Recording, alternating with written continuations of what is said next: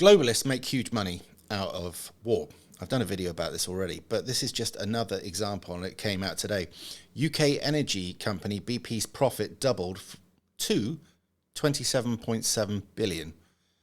That's an unfathomable amount of money to make in a year.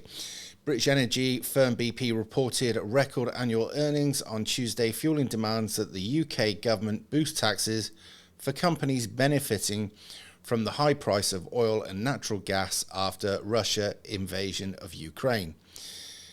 Now you think, how is it that you like to benefit from our misery? But they do. We know this. This is no new thing. But what was interesting to note here is it says, British energy firm BP reported annual record earnings on Tuesday, fueling demands that the UK government boost taxes for the companies benefiting from high price of oil and natural gas after Russia invasion Ukraine. London-based BP said underlying replacement cost profit, which excludes one-time items and fluctuations in the value of inventories, jumped to 27.7 billion in 2022 from 12.8 billion a year earlier.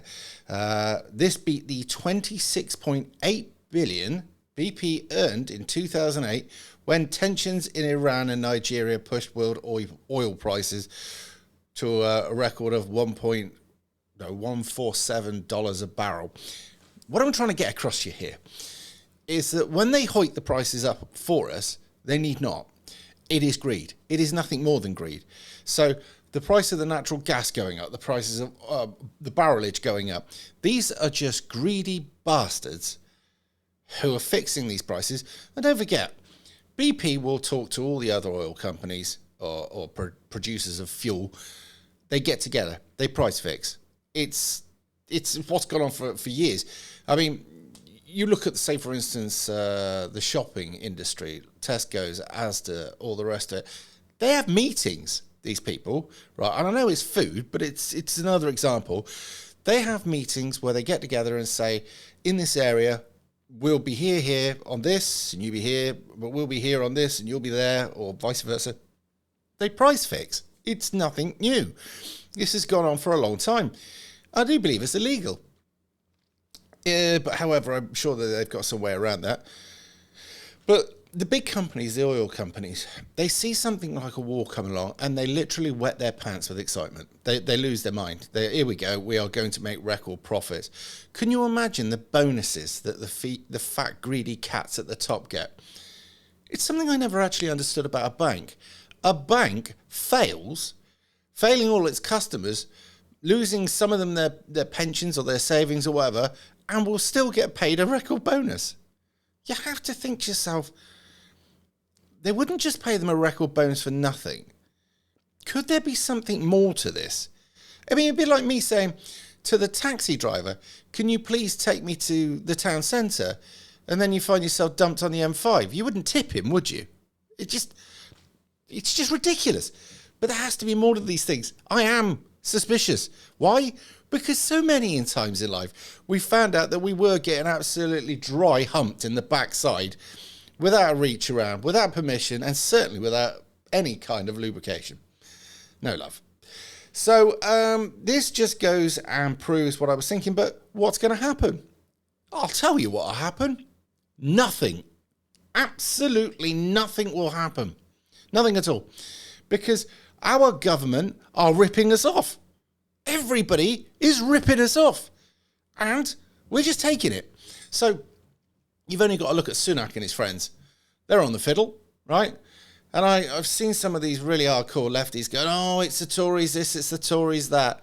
Mate, wait till Labour get in, and they will, and they'll rip you off harder. But you won't have any excuse then. So do you know what you'll say? Oh, it's because of what the Tories did. And this is the stupidity. We fight each other because we're meant to. And all we do is we focus on each other when these lot are still just ripping us off. They want you to have no car. They don't want you to have a house. They want you to have nothing. But why? Because they enjoy it. They're hateful, horrible little shits that enjoy making your life miserable. They're satanic, half of them, but they enjoy inflicting pain and misery on people. They get off on it. and to make money into it along the way, even better. But their greed is a drug that cannot be fed. They need more and more. And it doesn't matter how much money they make. They just want to make sure they make more and you make less. And when they work out another way to extort money out of you, they'll do just that. And it goes on and it goes on. I mean, the fact that we're starting to wake up to it might be something, but I'd like to see this New World Order fail so hard. And I'd like to see every one of these leaders pay in one way or another. Will it happen? No, I can't see it. And on a slightly different note, I've been speaking to a person over in Ireland that knows what the situation is over there. And Stormont is about to have a bit of trouble because the agreement back when the peace process came about is that nothing could change over in Ireland without a meaningful vote on it. Everybody had to vote on it to make sure. But now they're changing stuff. And so he went to court, took Great Britain to court. And he lost, obviously, you would. Okay, but what they're actually proving now is that the sovereign nation, that being Great Britain, can do what they like. And the agreement was that the sovereign nation couldn't do anything unless the people voted. So the entire agreement will break down, and at which point all hell will break loose. However, we are losing Northern Ireland, and the globalists are going to do this. That's another video quite on its own, and I know I've just gone off on a tangent, but it came to mind that while they say, for instance, they say, we're going to bring about some laws to protect you. They don't. They're just written in word salad so you can't see through the back door what they can actually do. Take, for instance, you might have seen these soldiers, right, who they're going after them historically, all right? And these were soldiers that were fighting during the 70s on behalf of the Crown Forces over in Ireland, and people got killed over there, and now they're bringing trials. Now, some of them are undefendable, but others are defendable. But regardless of that, the terrorists, most of them, got a pass. Certainly if you're a provo. If you're a provo, I think you've got, I can't remember the name of it, this thing, that basically, if you're on the run, you get a pardon from the Queen, and that was it. You could not then be tried for anything in the future. And this did happen with hundreds of them. But it didn't happen with the loyalists, funnily enough. There were a few provos that didn't have it. But nevertheless, why is it our soldiers didn't get an amnesty for that time, whereas the terrorists did? But now it seems that they're going to bring about a law that will stop, allegedly, our boys getting tried. But actually, because of the way that European Union has an influence within Ireland, Northern Ireland, that they will be under some sort of human rights thing over there. I don't know the exact details. He did tell me last night, but I can't remember. Because of that, they'll still be able to bring them to court. So our boys are still not free from trial. So, yeah. What they do is they tell you one thing and you think you've got a result. Then you actually find out that, no, it's just as bad as it was, but they've just blagged you. And they keep you thinking and they lie to you.